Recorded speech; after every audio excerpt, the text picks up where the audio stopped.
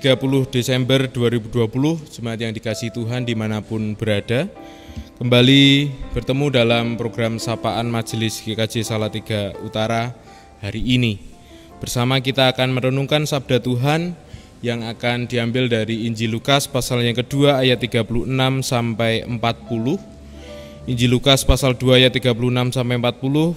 Saya akan membacakan ayat 36 sampai ayat yang ke-38. Demikian firman Tuhan.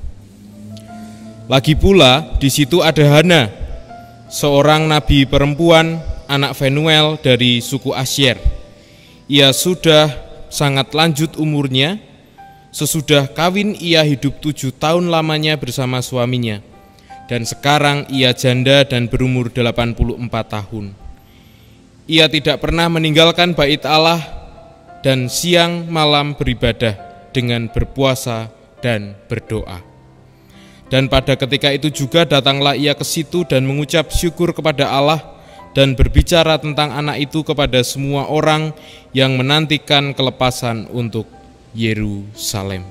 Demikianlah anugerah sabda Tuhan. Judul sapaan majelis hari ini adalah Belajar dari Hana. Diceritakan Bapak Ibu Saudara-saudara, ada seorang nabi perempuan yang bernama Hana. Hana adalah anak Fenuel yang berasal dari suku Asyer. Asyer adalah anak Yakub dan Zilpa.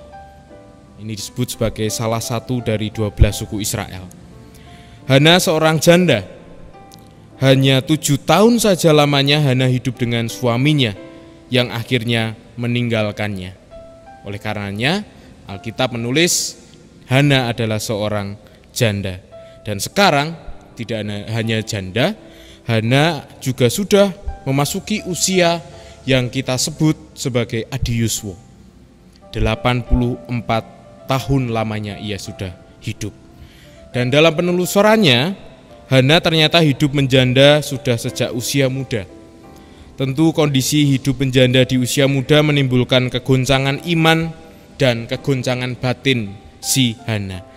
Sehingga dalam kesadarannya, dalam kerapuhannya, Hana mendekatkan diri kepada Tuhan di bait Allah untuk meminta kemerdekaan batin. Di dalam bahasa Jawa disebutkan sebagai ngeluari. Memang peran Hana di dalam cerita Alkitab tidak begitu kentara Bapak Ibu Saudara-saudara.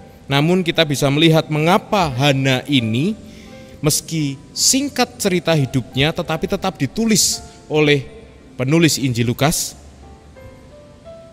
Kita bisa menangkap sebuah pesan bahwa Hana disampaikan oleh penulis Injil Lukas sebagai simbol kesalehan, simbol kesetiaan, dan simbol kerendahan hati. Selain Hana, ada pula Simeon. Di cerita sebelumnya dijelaskan tentang Simeon yang juga menjadi simbol kesalehan, simbol kesetiaan dan kerendahan hati. Oleh karenanya, penulis Injil Lukas memberikan konsentrasi meski sedikit tetapi ini penting di dalam cerita Alkitab. Nah, teladan kesalehan, kesetiaan dan kerendahan hati ini bisa kita lihat dari bagaimana penulis Injil Lukas menyampaikan kisah Hana yang setia pada disiplin rohani. Hana tidak pernah meninggalkan bait Allah, siang malam beribadah dengan berpuasa dan berdoa. Luar biasa apa yang dilakukan oleh Hana. Inilah yang kemudian menjadikan Hana bersukacita, bersyukur dan memuji Allah ketika dalam disiplin rohani yang sedang ia jalani, ia bertemu dengan Sang Mesias di dalam usianya yang ke-84 tahun.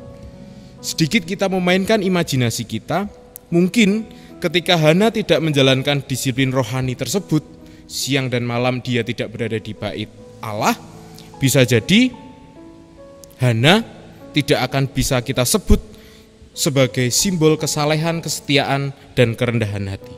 Dan bisa jadi Hana juga tidak akan bertemu dengan Sang Mesias. Akan tetapi melalui pribadi Hana, sebagai simbol kesalehan, kesetiaan, dan kerendahan hati ini ingin menyampaikan sebuah pesan baik untuk kita secara pribadi ataupun untuk bangsa Israel secara komunal bahwa ada loh orang-orang yang menantikan kehadiran Mesias itu dengan kesungguhan hati. Itu dengan disiplin rohani, dan dia sebut sebagai simbol kesalehan, kesetiaan, dan kerendahan hati.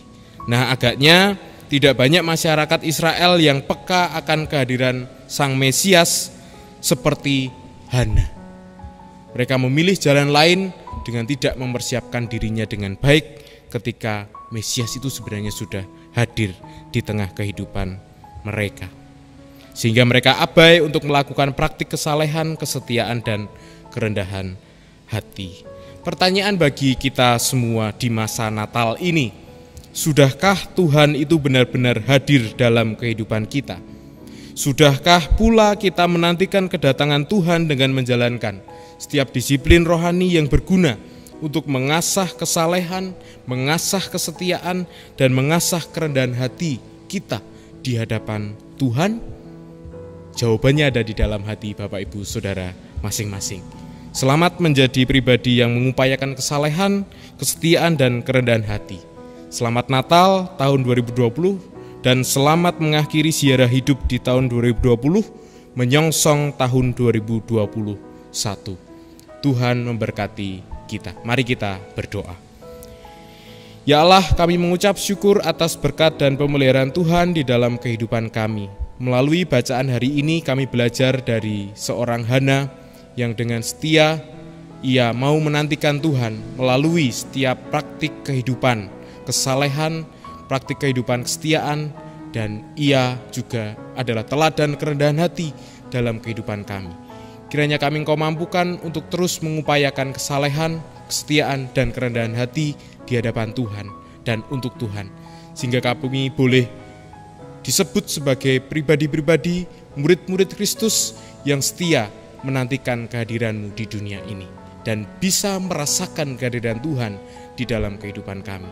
Terima kasih ya Tuhan, kami akan menyongsong tahun 2021. Kiranya Tuhan memberkati langkah kami sehingga kami boleh menjalani tahun 2021 yang akan datang dengan penuh sukacita. Di dalam nama Kristus kami berdoa. Amin.